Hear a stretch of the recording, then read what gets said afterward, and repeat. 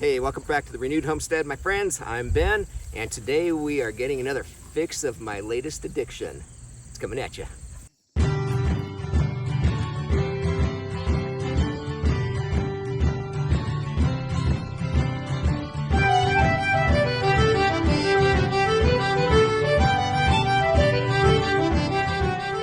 Okay, so what's this addiction? It's planting. I love to plant, always have, seeds, trees, whatever it is. Mom tells some stories of my great-grandfather when he was farming in Ohio. He would be plowing a field. He would stop the tractor, get off. If he saw a little tree coming up out in the field, he'd dig it up and go plant it along the road or something. Just didn't, anything growing, he didn't want to stop it. So, what are we planting today? It's a relatively new berry that's out there from what we understand. It's just starting to hit the market, but it's a honeyberry. A lot like a blueberry, only bigger. It likes similar soil, slightly acidic soil. A couple things about it: when you're planting, you can plant it when it's cold, but you don't want to plant it right before a hard freeze because that will kill the plant. And the other thing you need to be aware of is it's got really shallow roots, so you need to make sure they've got room to spread, but you also need to be aware in the summer, you might have to water a little bit more, just because they're so shallow. You don't want them to dry out because that's going to be hard on the plant and might even possibly prevent you from getting a crop. I apologize, we are still in bug season, so it's kind of a mess. But anyway, a couple things while we're up here along the food forest. We've got peach trees and apple trees. Denise has been planting the Siberian pea shrub, which are the nitrogen fixers in between. So the honeyberries, we've got two different kinds. This one is a berry blue, and I'll get you the name of the other one when we get over to it. But right up behind me here, you saw in Denise's latest video, she was spreading the hay over the area that's been clay for a lot of years. You can see Katie up there exploring. There's some eggs up there that had kind of rotted, and we're letting those work their way down into the soil. We only had enough hay to come halfway down, but as always, connections. Our neighbor said, hey, I've been brush hogging somebody's field, and he's got some rolls of hay that are kind of rotting off to the side. Let me give him a call. Sure enough, the guy said, sure, take them, give them to him. So next day or two, I'm going to take the truck and trailer down there. He's going to load them up, and we'll have at least 4. We might even go back and there's 10 of them, rolls of hay that we can roll down here along the road because, winter's coming. We're going to get more rain, more snow, and there's still a lot of exposed dirt. So anything we can do to prevent that mud, especially while we're still in the RV with puppies, it'll be better. So let's get planting these. We've got them offset on the road. We want to make sure that they have plenty of sun because as the apple tree grows and spreads out, it's going to create shadow, and we want these back to get the nutrients and the sunlight they need to grow. So we'll get digging here.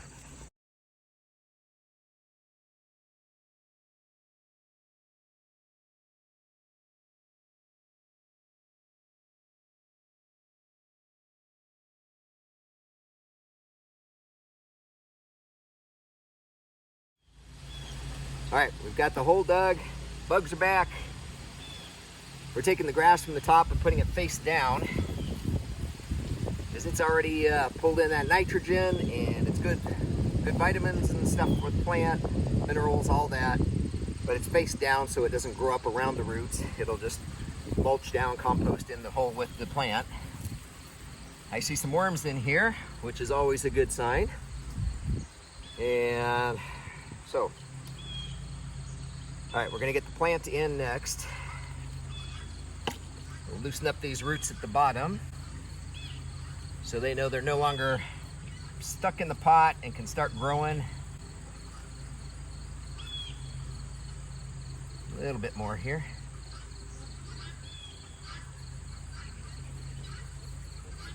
And something you want to keep in mind too, especially with trees, but a lot of times with bushes too, when you've got two main branches, be aware which way they're facing, because our road is behind as the view that you're looking at.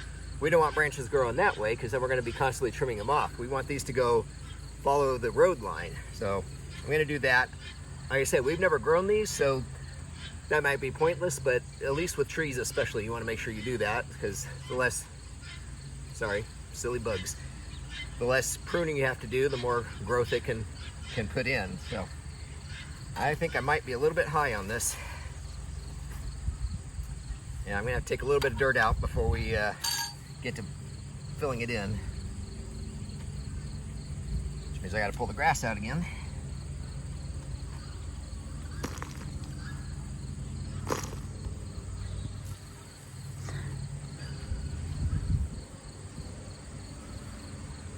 Okay, that's better. There we go. That's what we want.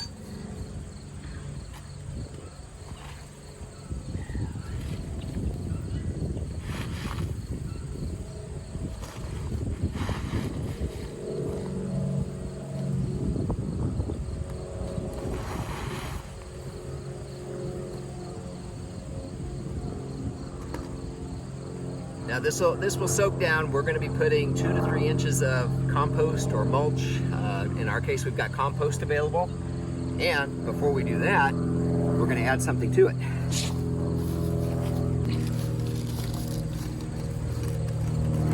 Now, back in Arizona, we would have the hose handy on a trickle to start filling this in and soaking that dirt down.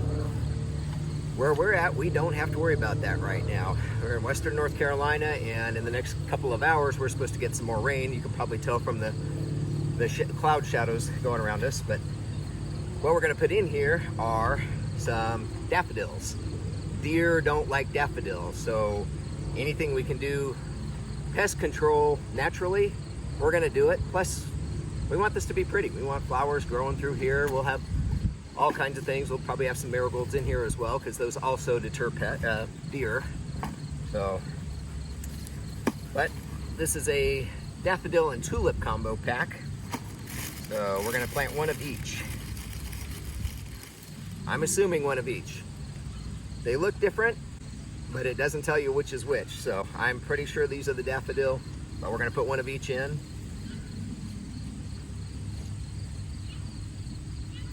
Always make sure you put the root side down.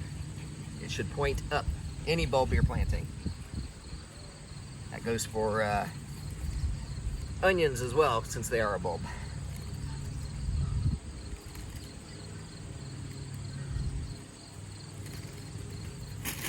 So, there is that. Now let's get some cardboard around this, and then we'll put down our compost.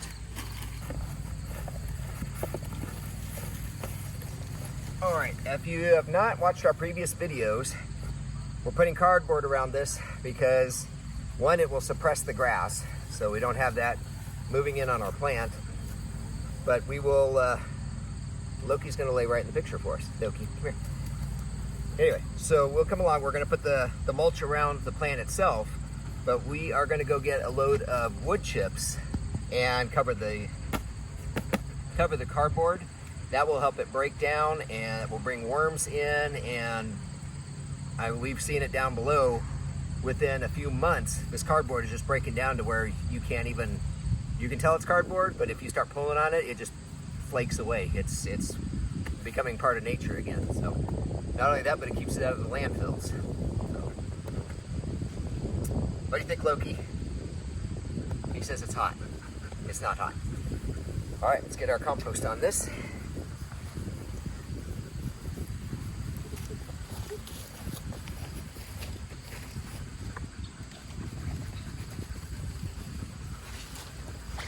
If I didn't mention before, you want to make sure you have 2 to 3 inches of mulch on here.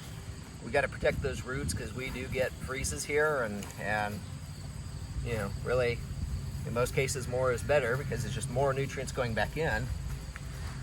And this hasn't completely broken down, but you can see it's straw. This is the compost we've been making with the stuff from the chicken coops and the grass that we've been mowing, leaves and things like that. We've been using the method that Permapastures Farm has been showing. Thank you, Billy, Michelle, and William. We're getting better. It's breaking down faster for us. So they've got great videos on how to make 18-day compost. So if you've got leaves and branches, especially this time of year, and grass clippings, compost that. Don't throw it away. Don't, you know, just get in there and, you know, get it ready for your garden for next year. So, all right, I'm gonna put a couple rocks on this and then we'll move on to our other one. And I'm watching out of the corner of my eye here because I see our little DOG looking at our rooster. And I'm wondering how that's gonna go here in just a moment because we've got two roosters and they're looking at her and she's walking away. Smart puppy girl.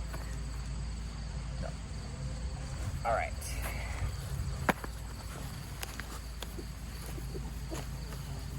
Couple of rocks. I'll get a couple bigger rocks. We don't want the wind picking this up and blowing away.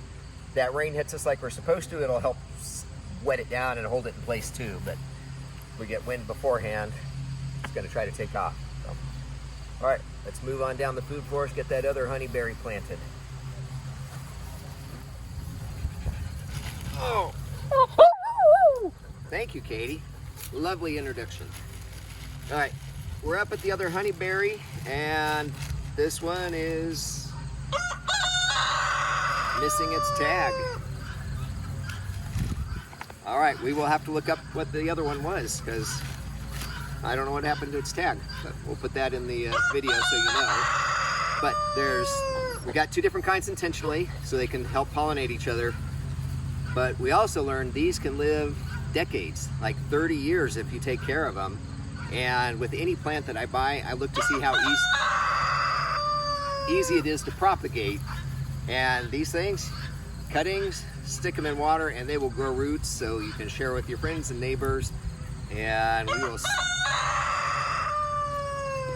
we will certainly be propagating these around the property if we like them. Again, I've never had a honeyberry, but I love blueberries. So if these are a good sized blueberry, like a blueberry,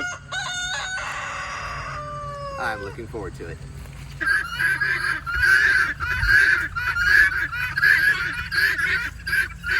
You know they're yelling because I'm here and they want me to feed them, right? Mm-hmm. You don't get fed till nighttime. Eat the bugs, please.